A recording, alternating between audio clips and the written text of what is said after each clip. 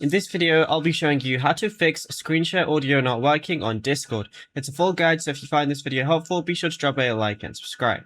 So when your friends can see your Discord stream perfectly but can't hear any of the game or app audio, it means Discord's background sound hook has decoupled from the application canvas. So what you want to do is, whenever you're in a call or anything like that, let's say I'm in this general call right here, and I start to share my screen, go ahead and stop sharing your screen.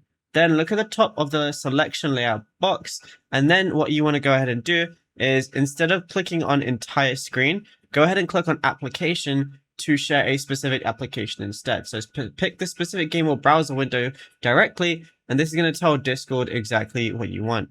You can even press this settings tab and make sure that mute stream audio is not enabled. If it is enabled, it's going to say stream muted right here as well. So just make sure you double check that.